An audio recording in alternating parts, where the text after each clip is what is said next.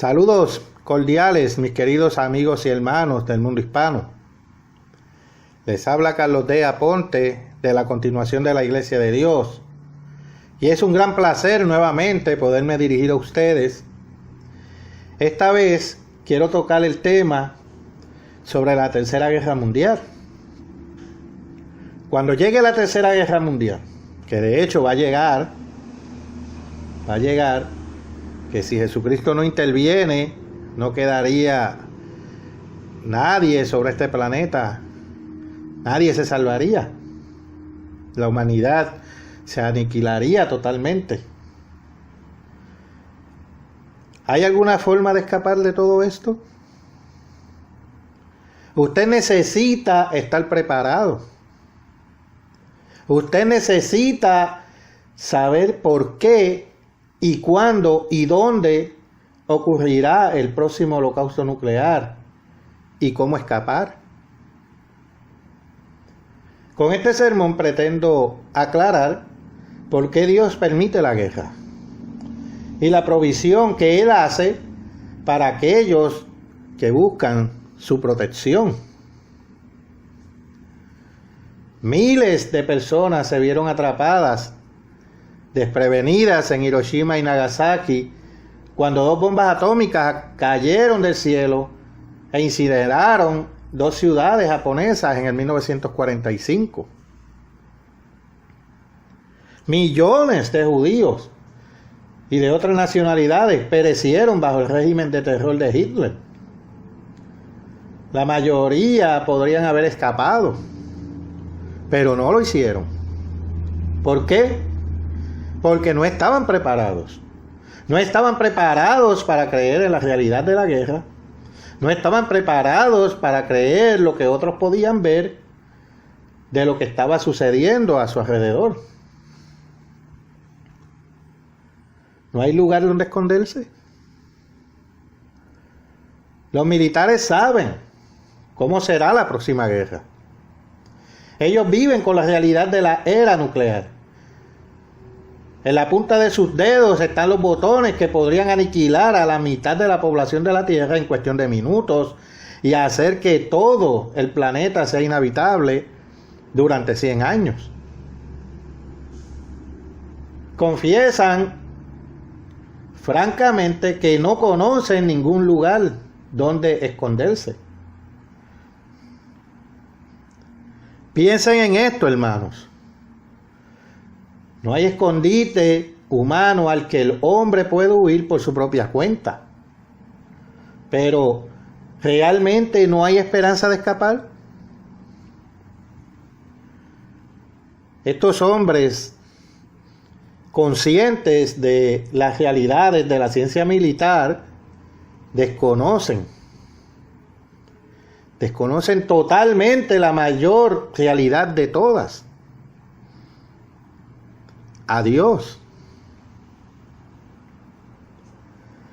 No es hora de que busquemos descubrirlo, de que averigüemos lo que tiene que revelarnos sobre el camino hacia la paz, sobre los aterradores acontecimientos de estos próximos años, antes de que tengamos paz universal. No es hora de que busquemos su conocimiento revelado,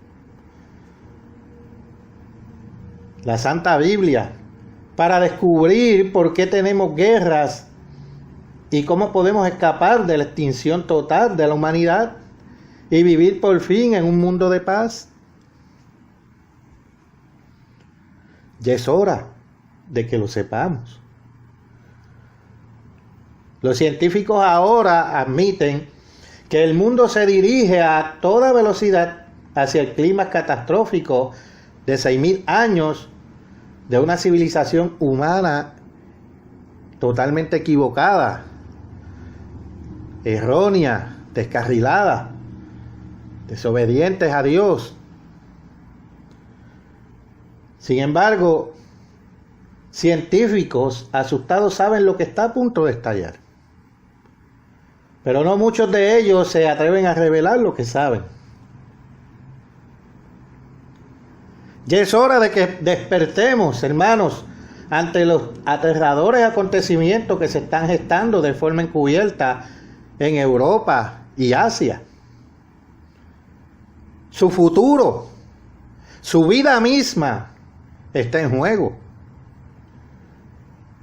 Ya se está determinando dónde estarán dentro de menos de 3, 4, 5 años, pero parece que no nos damos cuenta. Es hora de que reconozcamos que a la civilización le quedan menos de 5 años, a menos que un Dios sobrenatural del cielo intervenga en la tierra para impedir que los locos destruyan toda la vida en la tierra en sus enloquecidos sueños de conquista mundial. ¿Por qué la aniquilación mundial? Hay una razón por la cual este mundo está en un caos, con naciones saltando como animales salvajes a la garganta de los demás. Pero casi nadie parece entenderlo. Es hora de que busquemos la fuente de todo conocimiento y descubramos el plan que se está elaborando aquí abajo. Es hora de que busquemos la revelación de Dios al hombre, las Sagradas Escrituras, la Biblia.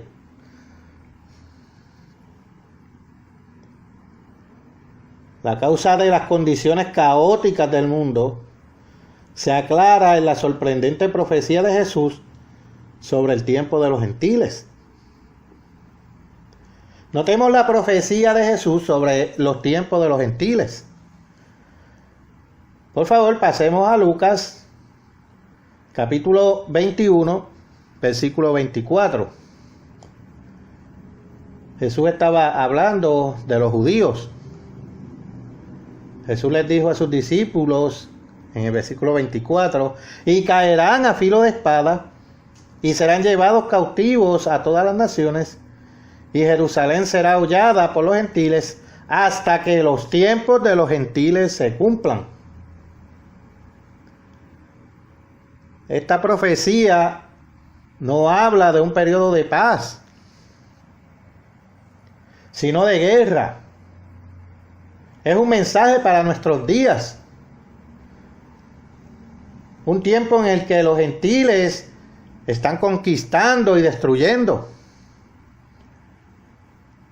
En el que se gobiernan a sí mismos en contra del camino de Dios, que es el creador y gobernante.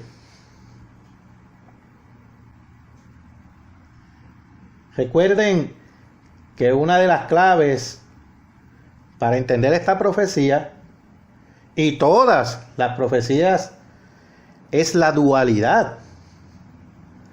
Siempre hay un precursor que es un tipo de otro gran cumplimiento final. Jesús estaba hablando de la destrucción de Jerusalén, que alcanzó su clímax en el año 70 después de Cristo. Esas legiones romanas comandadas por el general Tito, hijo de Vespasiano, eran un tipo de la terrible guerra mundial que pronto surgiría en nuestro propio mundo occidental. Palestina y Jerusalén volverán a ser holladas por ejércitos gentiles. ¿Hasta cuándo? Hasta que se cumplan los tiempos de los gentiles.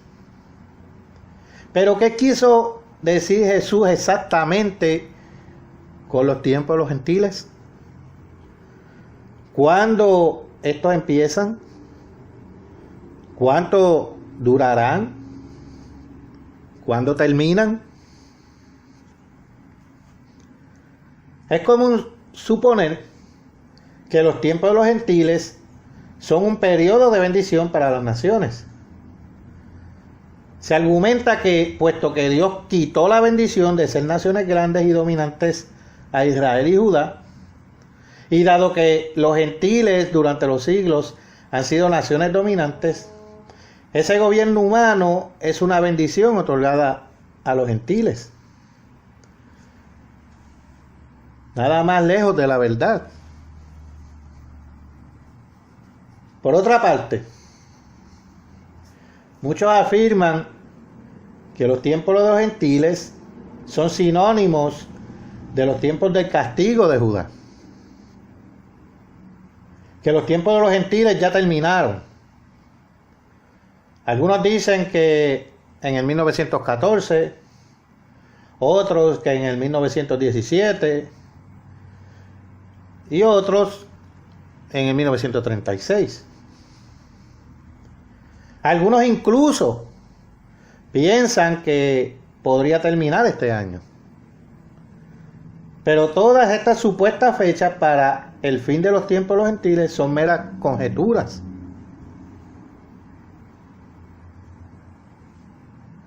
La verdad es que casi nadie sabe realmente qué son los tiempos de los gentiles. Y sin embargo, sin una comprensión del significado de este periodo profético, no se puede captar el verdadero significado de los acontecimientos actuales que sacuden al mundo o entender lo que sucederá en los próximos 5 a 7 años. Hermanos, no supongamos. Estudiemos la Biblia misma para ver lo que realmente son estos tiempos. Los tiempos del castigo a Israel son una clave para comprender.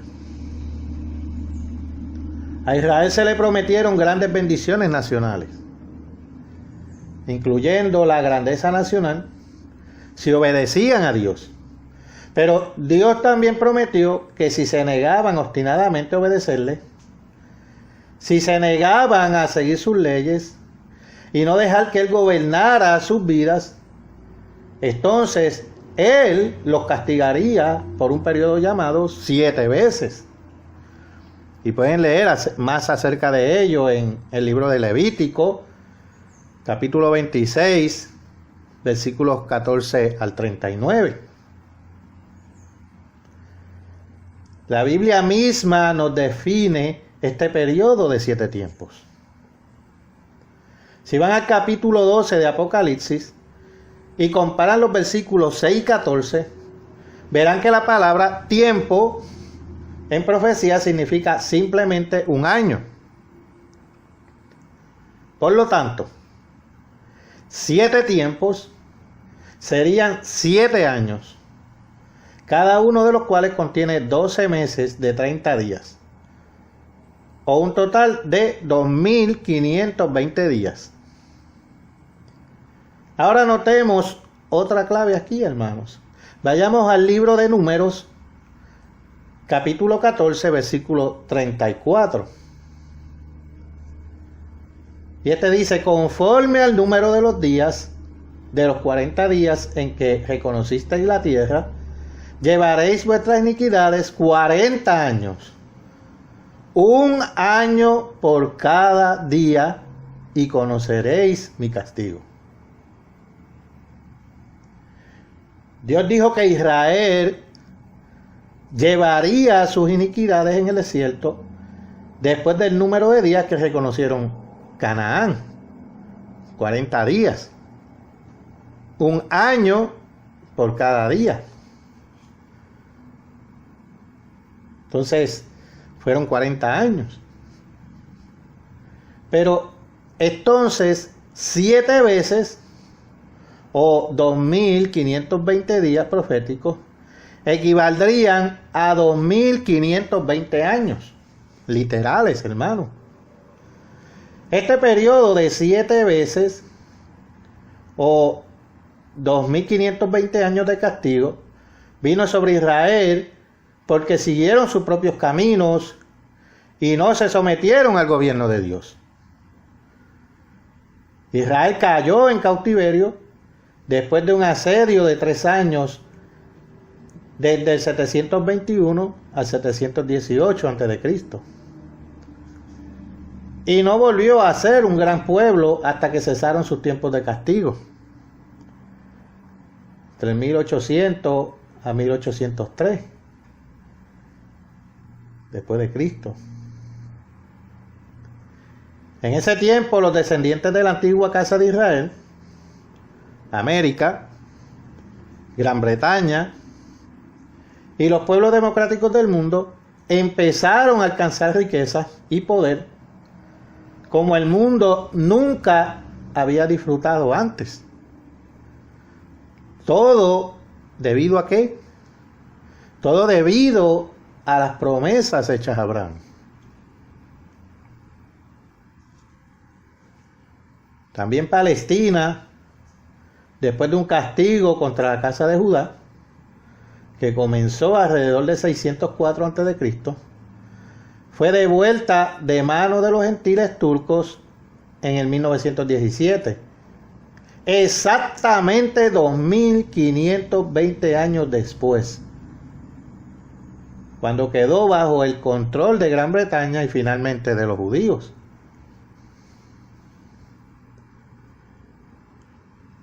Los 7 tiempos del castigo de Israel fueron un periodo de gran privación y sufrimiento, de esclavitud y de guerra, porque no se sometieron a los caminos de Dios y no sometieron sus voluntades,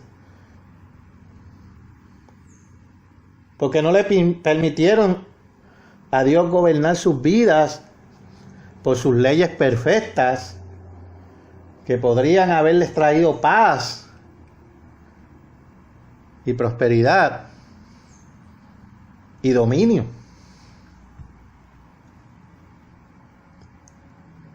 Ahora que entendemos el castigo de los 7 tiempos sobre Israel, entendamos el significado de los tiempos de los gentiles.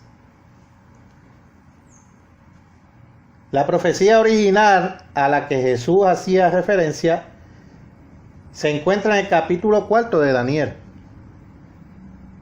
Jesús comprendió que esta visión profética del gran árbol se refería tanto a los tiempos de los gentiles como al castigo literal a Nabucodonosor. Por favor, vayamos al libro de Daniel y corroboremos esto, capítulo 4, comenzando por el versículo 4. Yo, Nabucodonosor, estaba tranquilo en mi casa y floreciente en mi palacio. Vi un sueño que me espantó y tendido en cama, las imaginaciones y visiones de mi cabeza me turbaron. Por esto mandé que vinieran delante de mí todos los sabios de Babilonia para que me mostrasen la interpretación del sueño. Y vinieron magos, astrólogos, caldeos y adivinos. Y les dije el sueño, pero no me pudieron mostrar su interpretación.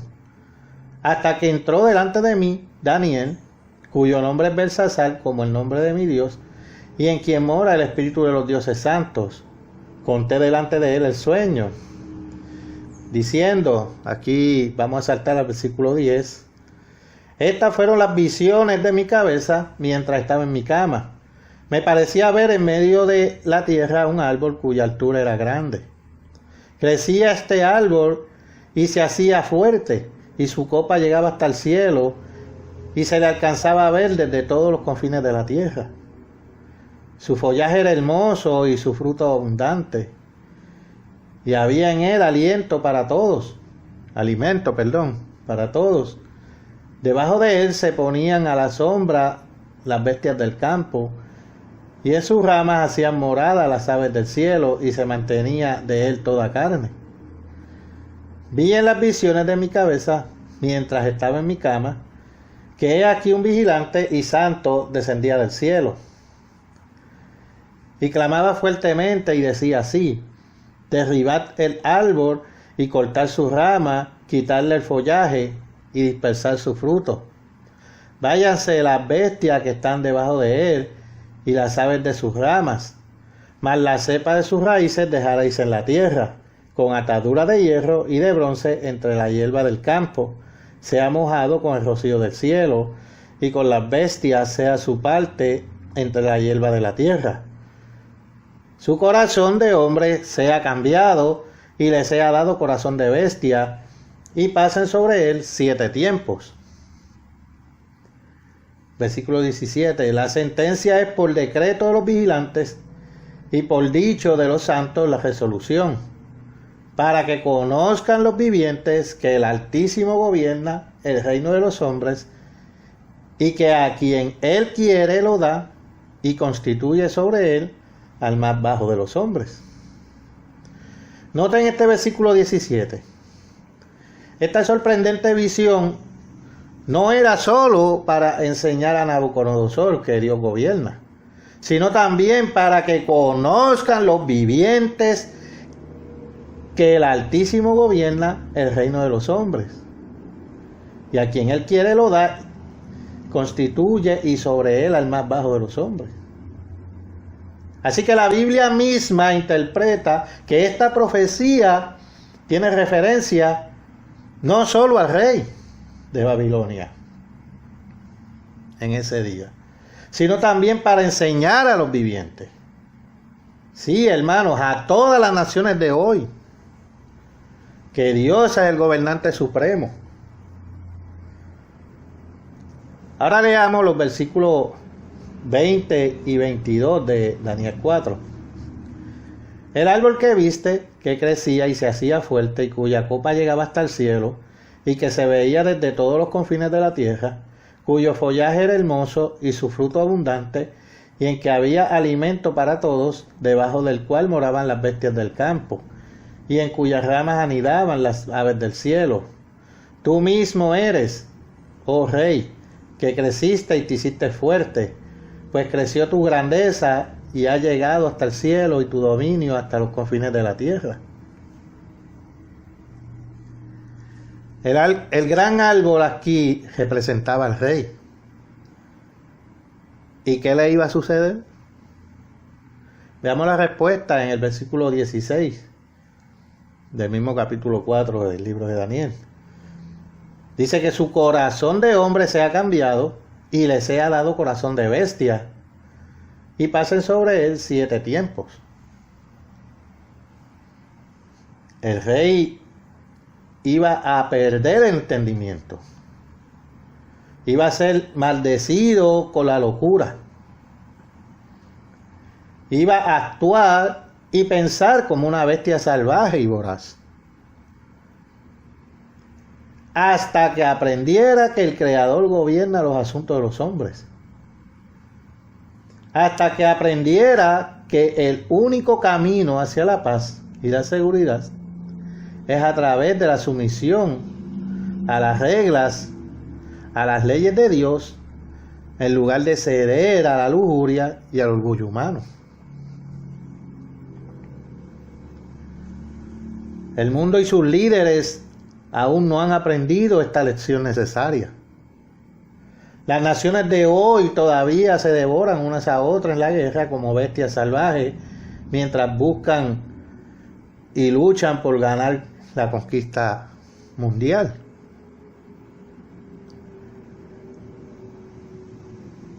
Pero aquí también el rey representa al reino.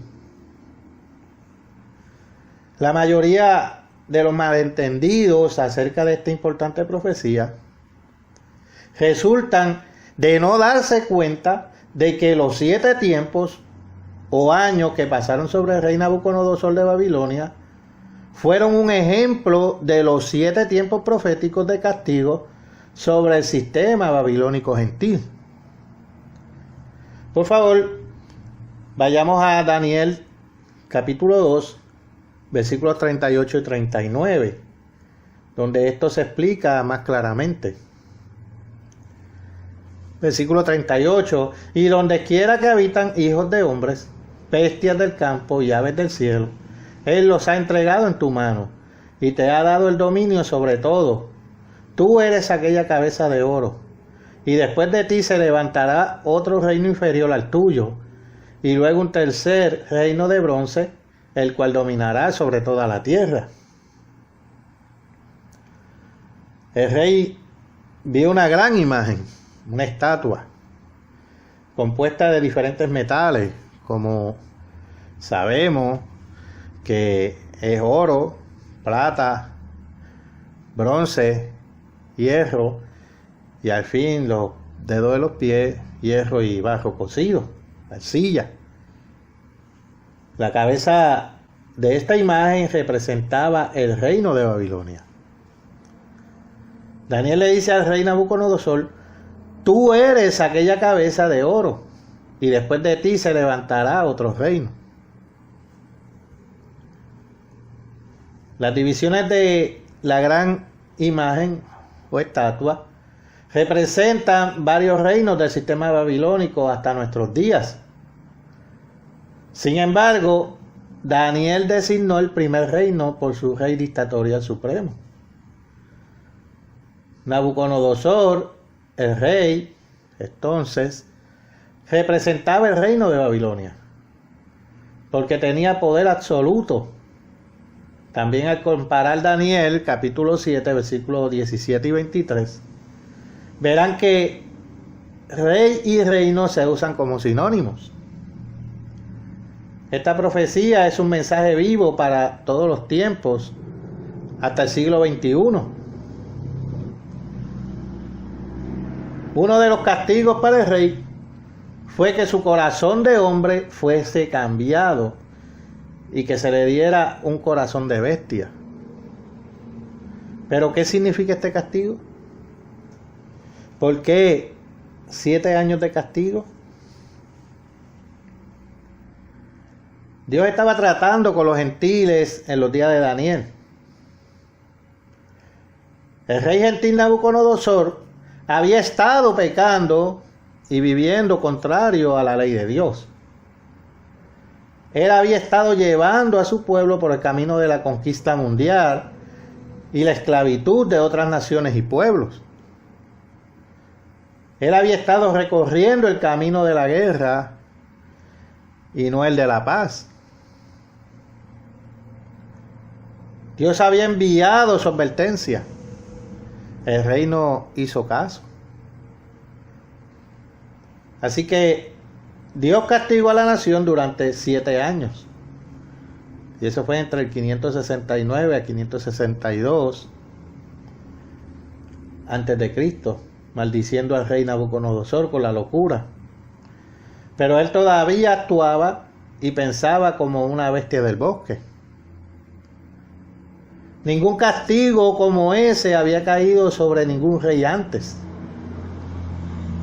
Ninguna nación había sido jamás tan maldecida.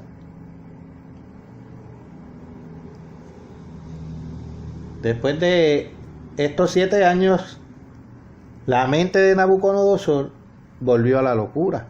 Él volvió en sí. Pero ahora se arrepintió. Admitió que sus caminos estaban equivocados. Y de hecho escribió un gran documento público admitiendo ante todas las naciones lo que le había sucedido a él y a su pueblo.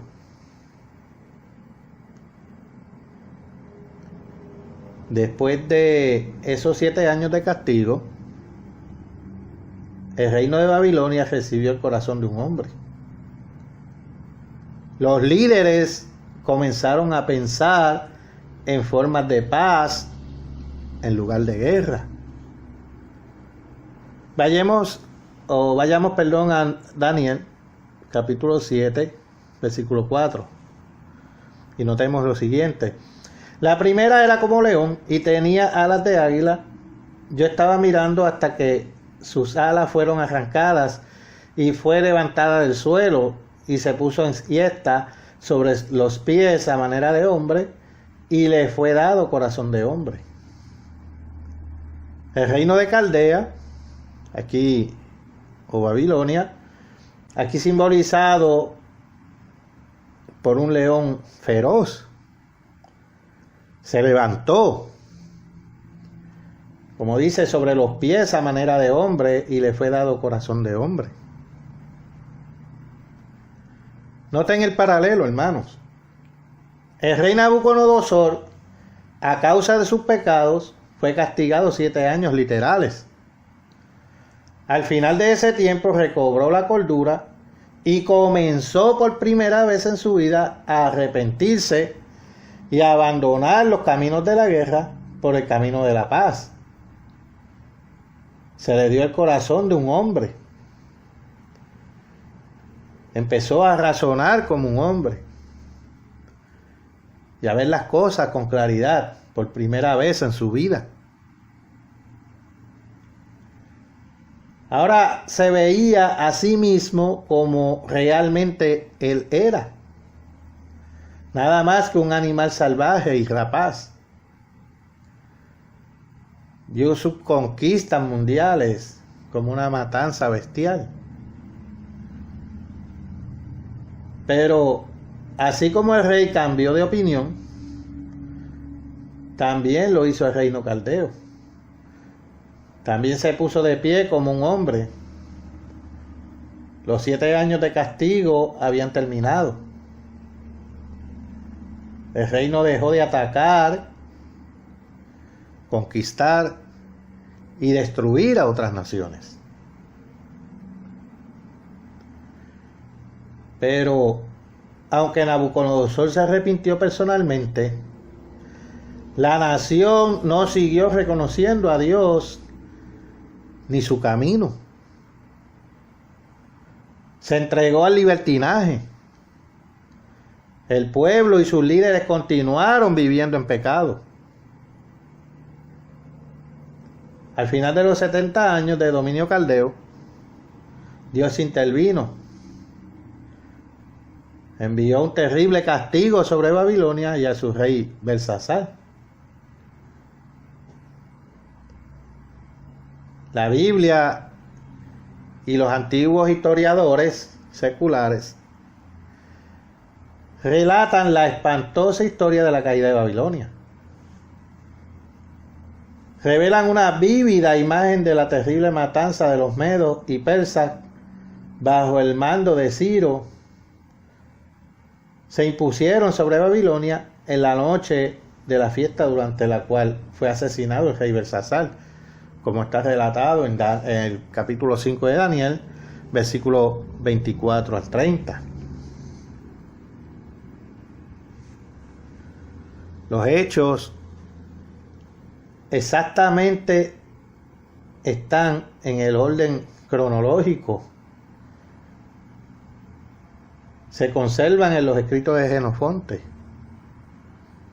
Aquí Jenofonte fue un historiador griego que escribió la Ciropedia en el siglo IV antes de Cristo.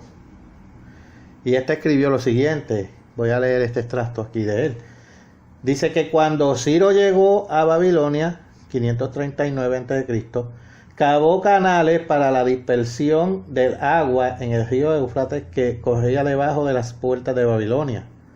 Entonces él y el ejército medo-persa entraron secretamente en el lecho del río, escalaron sigilosamente por las puertas a lo largo del río y se precipitaron al palacio cuando escuchó que había un festival en Babilonia en el que todos los babilonios bebían y se divertían toda la noche. Era la noche de luna nueva del 7º mes del año babilónico. Al llegar al palacio donde Belsasar había visto la escritura en la pared, irrumpieron en él y persiguiendo a los que huían y asestándoles golpes entre ellos, llegaron hasta el rey y lo encontraron en pie con la espada desenvainada. Y aquí ellos lo dominaron. Entonces, Belsasar, el rey de Babilonia, fue asesinado esa noche exactamente como lo dijo Daniel. Dios no hace acepción de personas, hermanos. Así como Él castigó a Israel y a Judá por 7 tiempos proféticos, 2520 años, así sería el castigo de los gentiles. Dios comenzó a castigar a la nación maldiciendo a su rey durante 7 años literales. El rey se arrepintió, pero la nación no. Por ese pecado, Dios continuó el castigo sobre los gentiles, comenzando con la caída de Babilonia por 2520 años. Desde entonces, sus gobernantes han tenido la mente de animales salvajes, buscando atacar, conquistar y destruir a otras naciones. Ese tiempo de castigo está a punto de terminar. Pero mientras tanto, los gobernantes gentiles con mentes de bestias salvajes han entrado en posesión de las bombas atómicas y de hidrógeno, gases nerviosos y armas bacteriológicas con las que planean conquistar a toda la humanidad. Dios debe intervenir antes de que sea demasiado tarde.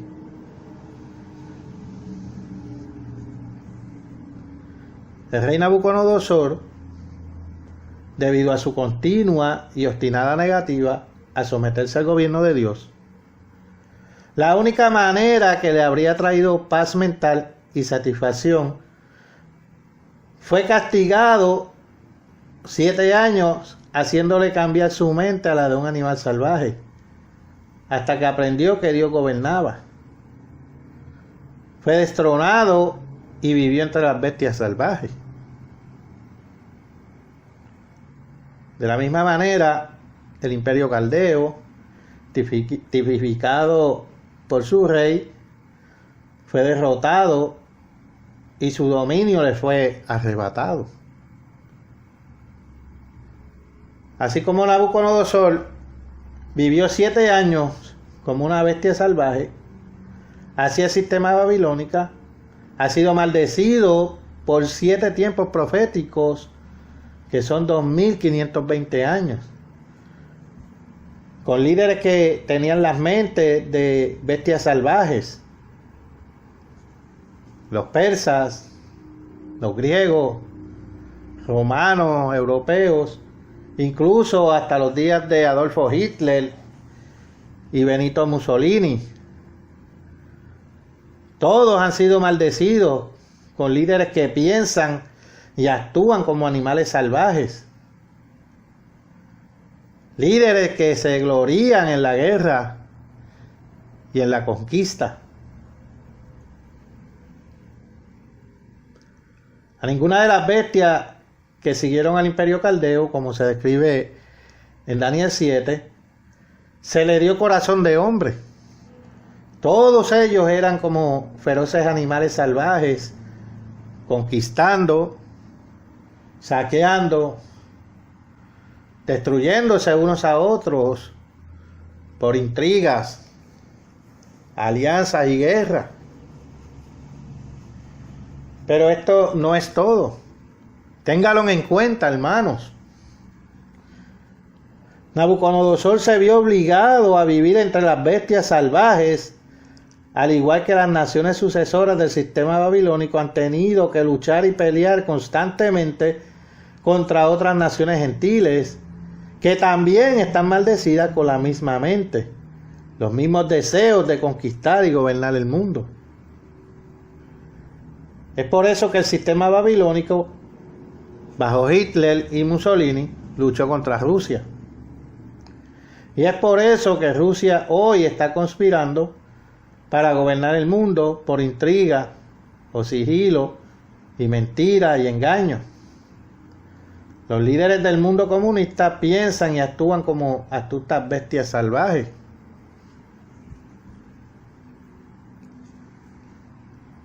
El antiguo imperio caldeo no se sometía al gobierno y a los caminos de Dios, sino que quería gobernar a su manera. La mayor maldición que podría sucederle a cualquier nación. Como castigo, Dios ha permitido hasta el día de hoy que las naciones gentiles se gobiernen a sí mismas hasta que aprendan que solo sus caminos son rectos y que Él gobierna los reinos de los hombres.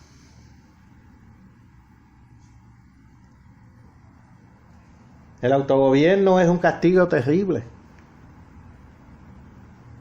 Así como Nabucodonosor finalmente recobró su sano juicio y reconoció la autoridad de Dios, Así las naciones gentiles, cuando su castigo haya terminado, pronto se acercarán al reino de Dios y pedirán aprender de sus caminos para que ellos también puedan ser engendrados y finalmente nacer en su reino como miembros de la familia gobernante de Dios.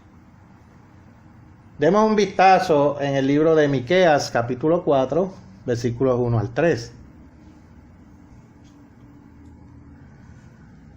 Acontecerá en los postreros tiempos que el monte de la casa del Eterno será establecido por cabecera de montes, y más alto que los collados, y correrán a él los pueblos. Vendrán muchas naciones y dirán: venid y subamos al monte del Eterno y a la casa del Dios de Jacob, y nos enseñará en sus caminos y andaremos por sus veredas, porque de Sión saldrá la ley y de Jerusalén la palabra del Eterno.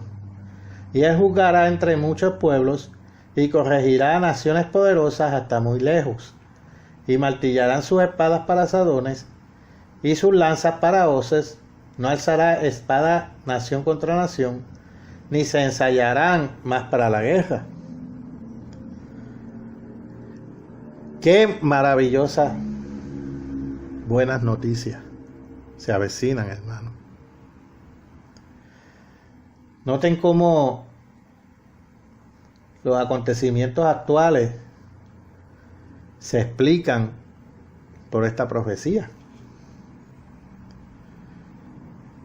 Y como dice en Apocalipsis 18:3, todas las naciones se han embriagado con la falsa enseñanza del sistema babilónico que se ha apoderado de este mundo durante miles de años, hasta que este mundo se ha vuelto tan confuso y dividido que la gente no sabe qué camino tomar. Rusia y China buscan conquistar y gobernar el mundo.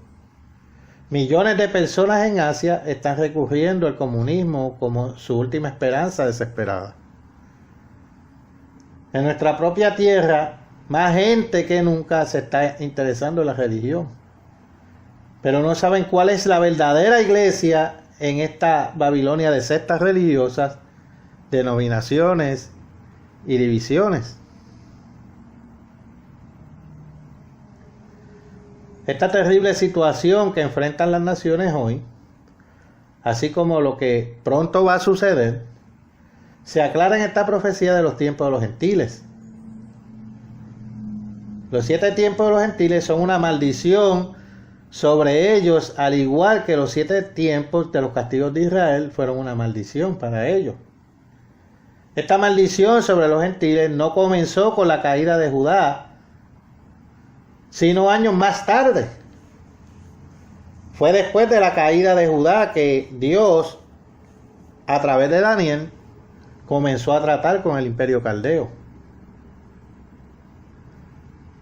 Sí, hermanos, estos tiempos están muy cerca de completarse, muy cerca de la segunda venida de Jesucristo para gobernar las naciones y enseñarles los caminos de la paz. Pero muchos eventos mundiales catastróficos van a seguir sucediendo entre ahora y el tiempo en que termine este espantoso castigo sobre las naciones gentiles.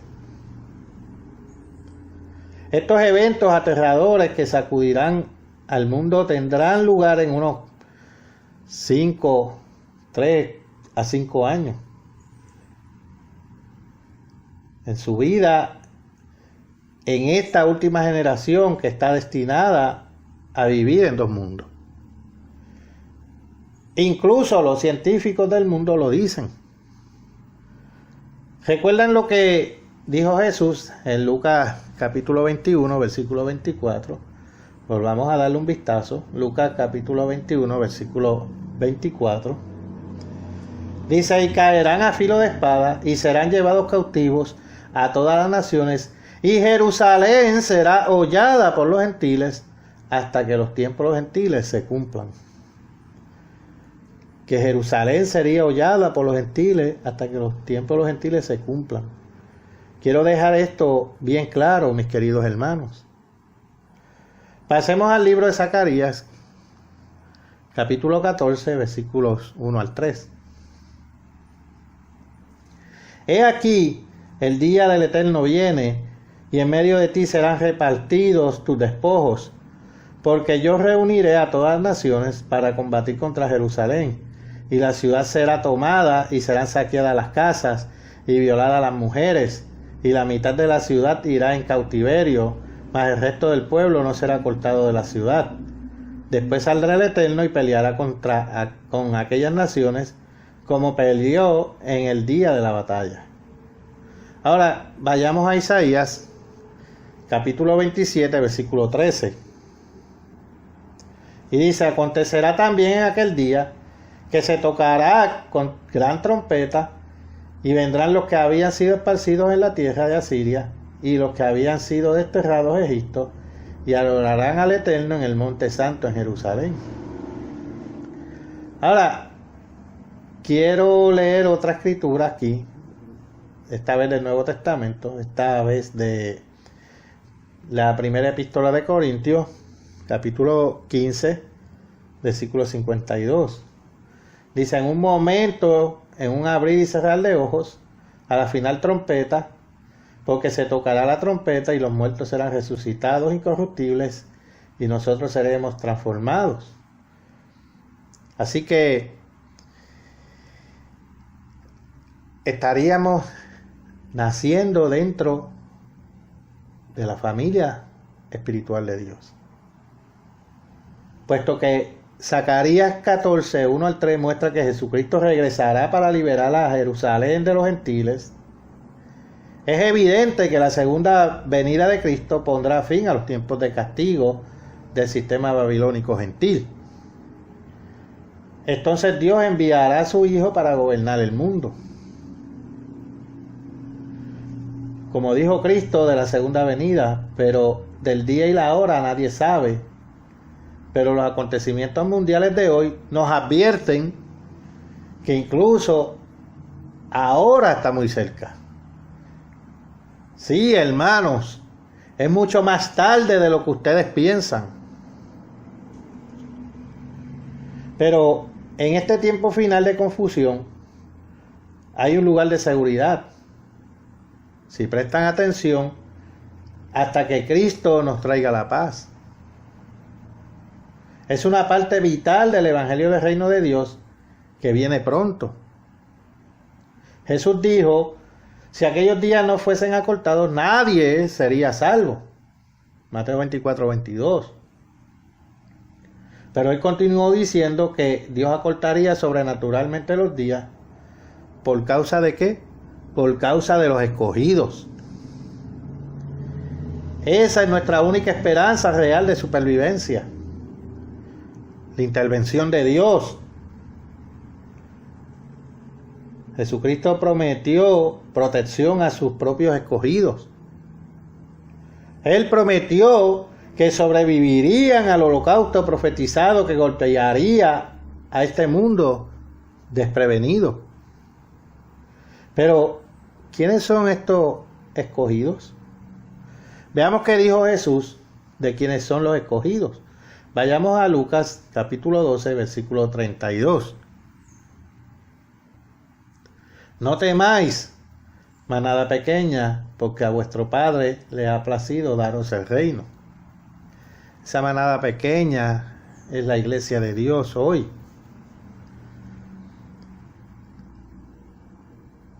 Él prometió que en algún lugar sobre esta tierra, ahora mismo, estaría su propia obra.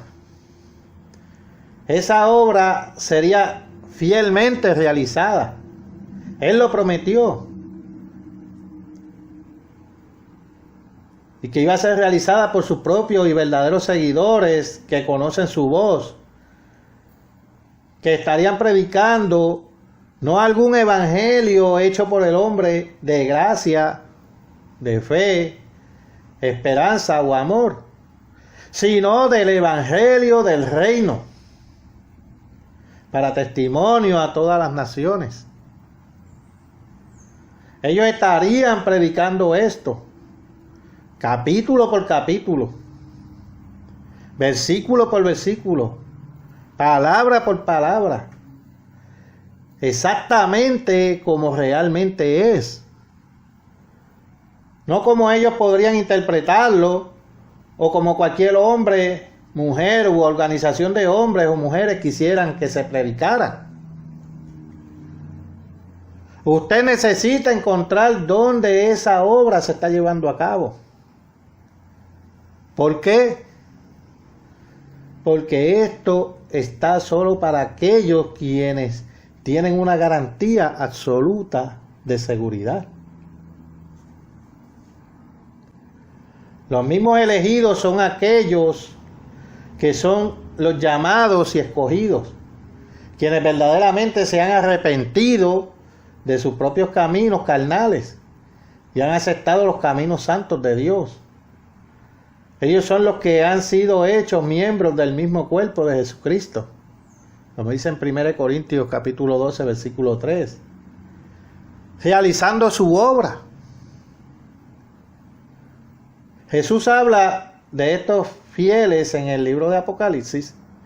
Vayamos allá, por favor. Apocalipsis capítulo 3, versículos 7 y 8. Y esto dice: escribe al ángel de la iglesia en Filadelfia. Y esta es la profetizada iglesia de Dios del tiempo del fin, haciendo la obra de Dios. Continuamos leyendo. Esto dice el santo, el verdadero, el que tiene la llave de David, el que abre y ninguno cierra, y cierra y ninguno abre. Yo conozco tus obras. He aquí he puesto delante de ti una puerta abierta, la cual nadie puede cerrar, porque aunque tienes poca fuerza, has guardado mi palabra y no has negado mi nombre. El apóstol Pablo habló de una puerta abierta ante él para predicar el evangelio, como él lo escribió en 2 Corintios capítulo 2, versículo 12. Recuerden, Jesús prometió que este evangelio del reino será predicado en todo el mundo. Mateo 24, 14. Y prometió abrir el camino para que ese mensaje de esperanza y buenas noticias llegara, abriendo de par en par las enormes puertas de la radio, la imprenta, la televisión, el internet y la evangelización personal. Él prometió que esas puertas permanecerían abiertas, la cual nadie puede cerrar, porque aunque tienes poca fuerza y has guardado mi palabra y no has negado mi nombre, como dice Apocalipsis capítulo 3, versículo 8. Sí, hermanos, los mismos escogidos nunca se corromperían por falsas doctrinas, ni serían amordazados por concilios de hombres. No negarían el nombre de Jesucristo ni su verdadera doctrina. Más tarde, Jesús dio la estimulante buena noticia, la buena nueva, a aquellos fieles que ponen la obra de Dios muy por encima de sus propias consideraciones personales. Él dijo en Apocalipsis capítulo 3, versículo 10: por cuanto has guardado la palabra de mi paciencia, yo también te guardaré de la hora de la prueba. Aquí la hora de la prueba quiere decir la tribulación, la gran tribulación, que ha de venir sobre el mundo entero para probar a los que moran sobre la tierra. Sí, hermanos, Jesús prometió seguridad. Él promete protección sobrenatural a sus propios escogidos. Dios sacó a los antiguos israelitas de Egipto sobre alas de águila. Aquí esas alas de águila son simbólicas. Esto simboliza el cuidado amoroso y la protección de Dios para sus propios hijos. Noten ahora una profecía asombrosa. Se trata de la misma iglesia de Dios a la que se refiere la promesa de protección que acabamos de leer en Apocalipsis 3. Ahora vayamos al capítulo 12 de Apocalipsis, versículo 14. Y se le dieron a la mujer aquí es la iglesia, las dos alas de la gran águila para que volase de delante de la serpiente al desierto, a su lugar donde es sustentada por un tiempo y tiempos y la mitad de un tiempo, 3 años y medio. En esta profecía del tiempo del fin, Juan escribe sobre el remanente de la última iglesia del tiempo del fin, que escapará de la terrible guerra y la tribulación que pronto golpeará a nuestro pueblo desatento. Ellos son igual que los antiguos israelitas, llevados a un lugar de seguridad en el desierto, por el poder sobrenatural del Dios Todopoderoso, su estandarte, su escudo, su protector. Ahora noten otra asombrosa profecía. Daniel fue inspirado a escribir sobre esta inminente guerra nuclear y sus consecuencias inmediatas. Él describe el creciente poder de la bestia en Europa, una resurrección venidera del antiguo imperio romano, simbolizado como el rey del norte. Pero el poder europeo aplasta y ocupa a estos países advenedizos pobremente equipados. Vayamos a Daniel, capítulo 11, versículos 40 y 41. Pero al cabo del tiempo, en el tiempo del fin, se refiere, no se remonta a los días de los seleucidas de Siria. El rey del sur contenderá con él, y el rey del norte se levantará contra él como una tempestad, con carros y gente de a caballo, y muchas naves, y entrará por las tierras, e inundará y pasará. Entrará a la tierra gloriosa, y muchas provincias caerán, mas éstas escaparán de su mano, Edom y Moab, y la mayoría de los hijos de Amón. ¿Notaron eso? ¿A qué se refiere o por qué se salvan estas áreas como tal? Por una razón muy especial. Noten, Dios promete que su pueblo será alimentado, provisto en el desierto. Él los protegerá sobrenaturalmente, llevándolos a salvo allí en simbólicas alas de águila. Pueden ser llevados por aire, mar o tierra. La Biblia no lo dice. Pero ¿dónde está este lugar desierto que Dios está preparando? Veamos otra escritura. Vayamos a Isaías, capítulo 16, versículos 4 al 5. Moren contigo mis desterrados, oh Moab. Sé para ellos escondedero de la presencia del devastador, porque el atormentador fenecerá, el devastador tendrá fin, el pisoteador será consumido de sobre la tierra, y se dispondrá el trono en misericordia, y sobre él se sentará firmemente en el tabernáculo de David, quien juzgue y busque el juicio y apresure la justicia.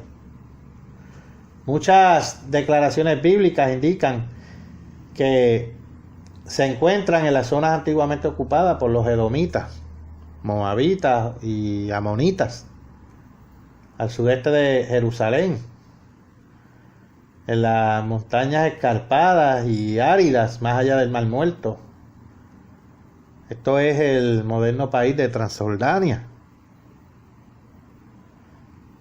Independientemente de dónde sea el lugar en el que la iglesia de Dios es alimentada y protegida durante estos tiempos peligrosos, descritos en tantas docenas de profecías, la manera de asegurarse de que usted va a ir allí es clara. Aquellos que realmente se arrepientan de querer su propio camino y que vengan a Dios a través de Jesucristo y su sacrificio. Él les promete refugio espiritual, sobrenatural y milagroso. ¿Suena esto fantástico? ¿Suena esto increíble? Nos hemos alejado tanto de nuestro regidor y nuestro Salvador que pensamos que Él es incapaz de salvarnos. Es ridículo que la mayoría hoy en día creer realmente en Dios de arriba y su protección sobrenatural, su intervención divina en nuestras vidas personales. Por supuesto que no. Porque Él es nuestra fortaleza. Él es nuestra roca. Él es nuestro Dios. Él traerá sobrenaturalmente a su pueblo a su lugar de seguridad. Hasta aquí este mensaje, mis queridos amigos y hermanos. Más adelante elaboraré otro sermón más detallado con relación al lugar de seguridad. Ha sido un verdadero placer dirigirme a ustedes nuevamente. Les habló Carlos D. Aponte de la Continuación de la Iglesia de Dios. Hasta la próxima, mis queridos amigos y hermanos.